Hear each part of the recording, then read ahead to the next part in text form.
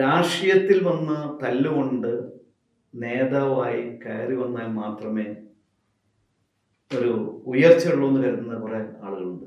രാഷ്ട്രീയത്തിൽ അങ്ങനെ അന്ന് വന്ന പലരും പിന്നീട് ഈ സ്വന്തമായി വരുമാനം ഉണ്ടാക്കുന്നത് ഒരു തൊഴിലില്ലാത്തവനെ പറ്റിയ തൊഴിലാണ് രാഷ്ട്രീയം എന്നുള്ള ചിന്തയിലേക്ക് പുതുതലമുറ എത്തുകയാണ്. കോർപ്പറേഷൻസും ബാക്കിയുള്ളതും ഏതിലേലും കിട്ടിയാൽ മതി. അല്ലെങ്കിൽ ഒരു പഞ്ചായത്ത് മെമ്പറായാലും ഇന്ന് അത്യാവശ്യം ജീവിക്കാനുള്ള വക ഉണ്ടാക്കാൻ അവർക്കറിയാം.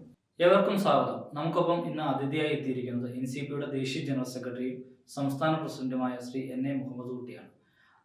നമസ്കാരം സർ. അങ്ങ് പറഞ്ഞതിനകത്ത് ശ്രദ്ധേയമായ ഒരു കാര്യം, അതായത് പുതുതലമുറ രാഷ്ട്രീയത്തെ പണം ഉണ്ടാക്കുന്നതിനുള്ള ഒരു വഴിയായി കാണുന്നുവെന്ന്. അതിനെ എങ്ങനെയാണ് അത്തരം ഒരു രീതി മാറ്റം സംഭവിക്കുക? ഈ പുതുതലമുറയിൽ വരുന്ന ഒട്ടുമിക്ക ആളുകളും, എല്ലാവരും ഞാൻ പറയില്ല, അതിൽ നല്ല ആളുകളുണ്ടായിരിക്കാം, ഈ രാഷ്ട്രീയത്തിൽ വന്ന് തല്ലുകൊണ്ട് നേതാവായി കയറി വന്നാൽ മാത്രമേ ഒരു ഉയർച്ചയുള്ളൂ എന്ന് കരുതുന്ന കുറെ ആളുകളുണ്ട്. എന്ത് പ്രശ്നം ഉണ്ടെങ്കിലും അതിൽ കയറി അടി ഉണ്ടാക്കുക, പ്രശ്നം ഉണ്ടാക്കുക, ക്യാമറ മുന്നിൽ നിന്ന് അറിയാലോ. അപ്പോൾ അതിനുവേണ്ടി നടക്കുന്ന സമരങ്ങൾ. അപ്പോൾ അതിനൊരു മാറ്റം വരേണ്ട അത്യാവശ്യമുണ്ട്. രാഷ്ട്രീയത്തിൽ ഇപ്പോൾ ഇന്ത്യൻ രാഷ്ട്രീയത്തെ എടുത്തു കഴിഞ്ഞാൽ എല്ലാവരും സ്വാതന്ത്ര്യത്തിൽ നിന്ന് വന്ന് പിന്നീടാണല്ലോ അതൊന്ന് പിന്നെ വിഭിന്നമായ പല ആശയങ്ങളിലും ഇതൊക്കെ പോയത്. അപ്പോൾ ഞാൻ എൻ്റെ ഗ്രാൻഡ് ഫാദർ എന്ന് പറയുന്നത് ഒരു സ്വാതന്ത്ര്യ സമര തന്നെയാണ്. അപ്പോൾ അങ്ങനത്തെ കുടുംബത്തിൽ വരും. ഞങ്ങളെല്ലാം അന്ന് നഷ്ടപ്പെട്ട് പിന്നീട് ആ സ്ഥലത്തു നിന്നും മാറി ഇപ്പുറത്ത് കൊച്ചിയിലേക്ക്, ചെറുതുരുത്തിയുടെ ഇപ്പുറത്താണല്ലോ അന്നത്തെ കൊച്ചിയുടെ ഇത് വരുന്നത്. തിരുവിതാംകൂർ, കൊച്ചി, മലബാർ അങ്ങനെ വരുമ്പോൾ ആ മലബാറിൽ തന്നെ പോരേണ്ട ഒരു അവസ്ഥ ഉണ്ടായിട്ടുണ്ട്. എന്നിട്ട് ഇതിന് ശേഷമാണ് പിന്നീട് തിരിച്ചു പോകുന്നതല്ല മലബാറിലേക്ക്. അപ്പോൾ അന്നത്തെ ഒരു രാഷ്ട്രീയ സാഹചര്യത്തിൽ നിന്നും അന്ന് സ്വാതന്ത്ര്യ സമരത്തിന് വേണ്ടി എല്ലാം ഇട്ടെറിഞ്ഞുകൊണ്ട് അന്നത്തെ പട്ടിണിയുണ്ട്, മനസ്സിലായില്ല, അതിനു വേണ്ടി പൊരുതുന്ന ഒരു കാലഘട്ടമായിരുന്നു. പക്ഷെ പിൽക്കാലത്ത് പിന്നീട് വന്ന ആളുകളുടെ ഒക്കെ നോക്കുമ്പോൾ രാഷ്ട്രീയത്തിൽ അങ്ങനെ അന്ന് വന്ന പലരും പിന്നീട് ഈ സ്വന്തമായി വരുമാനം ഉണ്ടാക്കുന്നത്. അതിന് വളരെ സിമ്പിളാണ്. പലരുടെയും അന്നത്തെ അവരുടെ ആദ്യമായി മത്സര സമയത്തുള്ള അവരുടെ വരുമാനവും അവരുടെ സോഴ്സും അവരുടെ കംപ്ലീറ്റ് ഡീറ്റെയിൽസ് എടുത്താൽ ഇപ്പം അവസാനത്തെ അവർ ഏതിൽ മത്സരം ഉണ്ടെങ്കിൽ അതിൻ്റെ കൂടിയും നമുക്ക് ഇലക്ഷൻ കമ്മീഷൻ കളക്ട് ചെയ്താൽ അറിയാം ഇവരൊക്കെ എത്ര കോടികൾ ഉണ്ടാക്കിയത്. അത് എവിടുന്ന് മനസ്സിലായി. അപ്പോൾ അത്രയധികം വരുമാനം ഉണ്ടാക്കുന്നുണ്ടെങ്കിൽ അത് തീർച്ചയായും ഈ രാഷ്ട്രീയത്തിൽ. അപ്പോൾ ഇന്നത്തെ പുതുതലമുറ കാണുന്നത് അവരൊക്കെ സഞ്ചരിക്കുന്ന വലിയ വലിയ ഫെസിലിറ്റിയിലും വലിയ ഇതിലുമാണ്. അപ്പോൾ അത് ഇടുന്ന പൈസ. അപ്പോൾ തൊഴിലില്ല ഇവിടെ. കേരളത്തിൽ തൊഴിലവസരങ്ങൾ കുറവാണ്, ഇൻഡസ്ട്രി ഇല്ല. അപ്പോൾ പിന്നുള്ളത് തൊഴിൽ ലഭിക്കാൻ ഒരു തൊഴിലില്ലാത്തവനെ പറ്റിയ തൊഴിലാണ് രാഷ്ട്രീയം എന്നുള്ള ചിന്തയിലേക്ക് പുതുതലമുറ എത്തുകയാണ്. അപ്പോൾ ഒന്ന് ഇൻഡസ്ട്രിയലൈസേഷൻ ഇവിടെ വന്ന് തൊഴിലവസരങ്ങൾ സൃഷ്ടിക്കണം. അതിനുള്ള സാഹചര്യങ്ങൾക്ക് ഒരുക്കേണ്ടതുണ്ട്, വലിയ മാറ്റങ്ങൾ ഉണ്ടാക്കേണ്ടതുണ്ട്. ഇവിടെ സർവീസ് സെക്ടർ മാത്രമാണ് ഇപ്പോൾ ഇൻഡസ്ട്രി എന്നുള്ളത് കഴിഞ്ഞു. സർവീസ് സെക്ടറിൽ തന്നെ ലിമിറ്റേഷൻസ് ഉണ്ട്. അപ്പോൾ അത്തരം തൊഴിലവസരങ്ങൾക്ക് സാധ്യത ഇല്ലാതെ വരുമ്പോൾ വേറെ വഴിയില്ലാത്തവർ രാഷ്ട്രീയത്തിൽ ഇറങ്ങുന്നു. രാഷ്ട്രീയം എന്ന് പറയുമ്പോൾ ഇത്തരം ഒട്ടനവധി ഓപ്പർച്യൂണിറ്റി ഉണ്ട്. ഞാൻ നേരത്തെ പറഞ്ഞ എത്രയോ ഈ കോർപ്പറേഷൻസും ബാക്കിയുള്ളതും ഏതിലേലും കിട്ടിയാൽ മതി. അല്ലെങ്കിൽ ഒരു പഞ്ചായത്ത് മെമ്പറായാലും ഇന്ന് അത്യാവശ്യം ജീവിക്കാനുള്ള വക ഉണ്ടാക്കാൻ അവർക്കറിയാം. അപ്പം അതുകൊണ്ട് ആ ഇതിൽ നിന്ന് മാറ്റം വരണം. മാറ്റം വന്നെങ്കിൽ മാത്രമേ കേരളം രക്ഷപ്പെട്ടു. മറ്റൊന്ന്, ഈ പണ്ട് കാലത്ത് ഉള്ള പല നേതാക്കളെ എടുക്കുക, അവരുടെ ജീവിതം ഒന്ന് പഠിക്കുക. അന്ന് സ്വത്തുള്ള പലരും അവരുടെ ഈ സ്വന്തം സ്വത്ത് വിറ്റിട്ടാണ് രാഷ്ട്രീയം നടത്തിയിട്ടുള്ളത്. എത്രയോ ആളുകളുടെ കഥകളുണ്ട്, മനസ്സിലായി. അപ്പൊ അത്തരം ആളുകളുടെ ഇത് ഇന്ന് എടുത്തു നോക്കിയാൽ വളരെ വിരളമാണ്. അപ്പൊ ഹിസ്റ്ററി എന്നുള്ളത് ഓരോരുത്തരെ കുറിച്ച് ശരിക്കും പഠിപ്പിക്കേണ്ടത് അതാണ്. സാമ്യസാമ്യം എന്താണെന്നുള്ളതിനെ പറ്റി ആ ഒരു മാറ്റം കൊണ്ടുവരണമെങ്കിൽ ഈ അഴിമതി ബാക്കിയുള്ളതിന് സാധ്യതയില്ല. മാത്രമല്ല, അഴിമതി നടത്തി കൃത്യമായിട്ട് ഇവിടെ ചാത്രം എന്നുള്ള ഒരു പേടി മനസ്സിലുണ്ടാവും. എങ്കിൽ മാത്രമേ ഇതിന് മാറ്റം വരുള്ളൂ. അങ്ങ് ഇപ്പൊ ഒരു പൊതു കാഴ്ചപ്പാടിന്റെ കാര്യം പറഞ്ഞല്ലോ. അപ്പം ഇടതുപക്ഷത്തിന്റെ എക്കാലത്തെയും ഒരു പൊതു നിലപാടാണല്ലോ സ്വജനപക്ഷപാതത്തിനും ഇത്തരത്തിലുള്ള നിയമനങ്ങൾക്കുമെതിരെ. എന്നിട്ടും എന്തുകൊണ്ടാണ് ഇപ്പോൾ ഇത്തരം ഒരു വിവാദം ഉയർന്നു വരുമ്പോൾ തുടരെ ഉണ്ടാകുമ്പോഴൊക്കെ അതിനകത്ത് അവർ ഉയർത്തിക്കിടന്ന ഒരു പൊതു നിലപാടിന് അപ്പുറത്തേക്ക് ഒരു നിലപാടെടുക്കേണ്ടി വരുന്നത്? അത് കമ്മ്യൂണിസത്തിന്റെ അപജയം.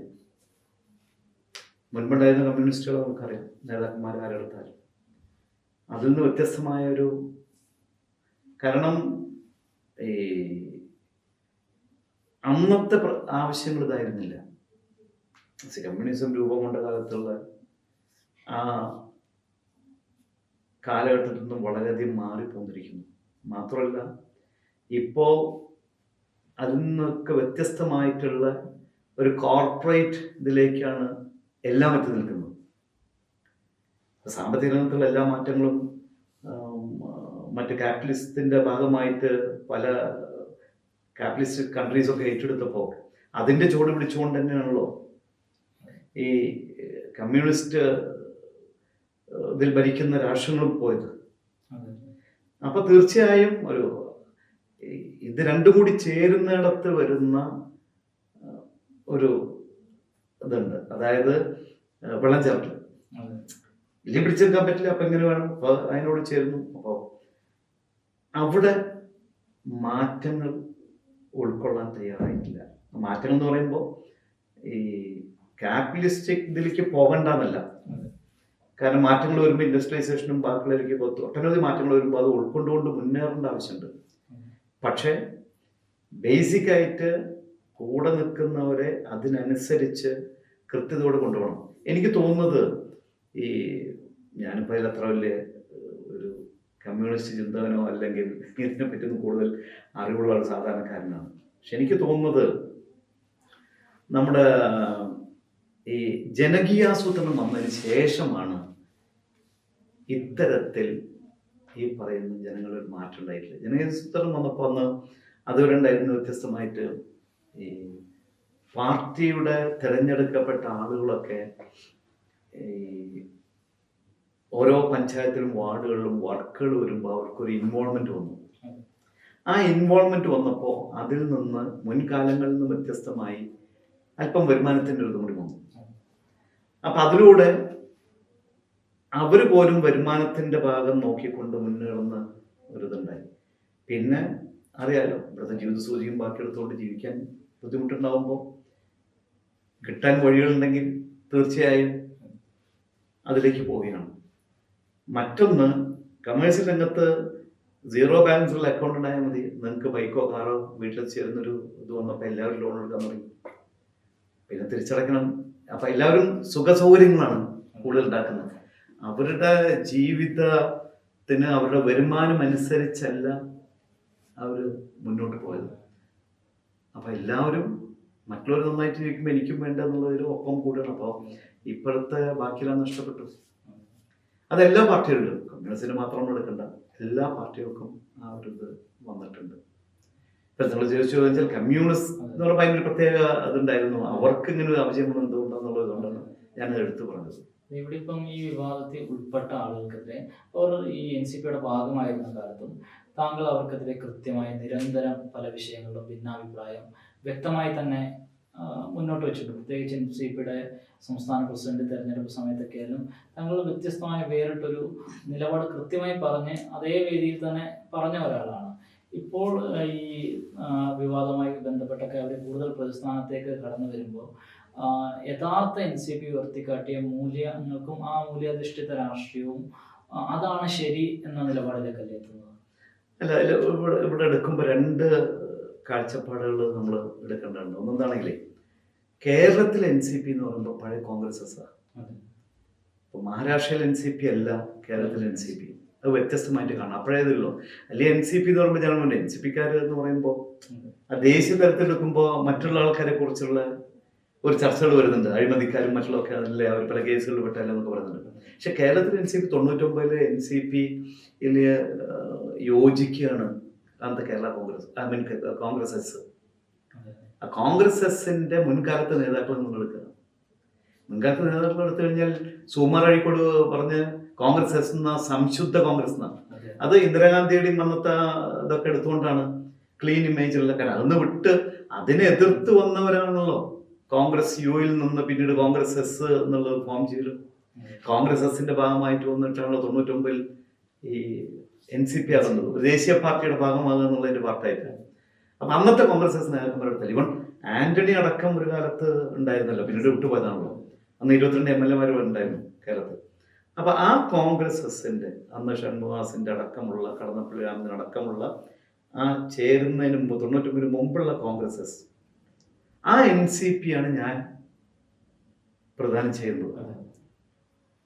ഇന്നത്തെ NCP അല്ല.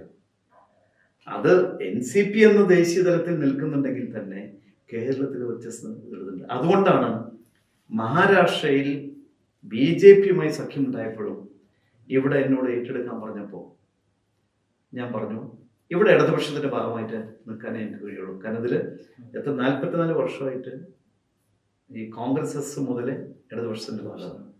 അപ്പം അതുകൊണ്ട് ഇടതുപക്ഷത്തിന്റെ ഭാഗം. പക്ഷെ വേണമെങ്കിൽ UDFന്റെ ഭാഗമാകാം. എന്താ കാരണം എന്നുണ്ടെങ്കിൽ പഴയ കോൺഗ്രസ്സുകാരാണ് അതിലല്ല. അതേമാതിരി K കരുണാകരന്റെ കൂടെ വന്ന DIC എന്ന് വന്ന ആളുകളാണ് മറ്റൊരു വിഭാഗം. ആ ആളുകളാണ് ഇന്ന്. അപ്പൊ ബേസിക്കായിട്ട് കോൺഗ്രസിൽ നിന്ന് വന്ന ആളുകളാണ് എല്ലാവരും. അല്ലാത്തൊരു വളരെ കുറച്ച് മാത്രമുള്ള ഇടയ്ക്ക് മറ്റു പല പാർട്ടിയിൽ നിന്ന് വന്ന NCP ഉള്ളവർ. അപ്പോൾ ഞാൻ കാണുന്ന NCP എന്നത് ആ കോൺഗ്രസ് എസിന് 99-ന് മുമ്പുള്ള കോൺഗ്രസ് എസിൻ്റെ ഇതിലേക്കാണ് ഞാൻ കാണുന്നത്. അവിടെയാണ് ഞാനും അവരും തമ്മിലുള്ള വ്യത്യാസം.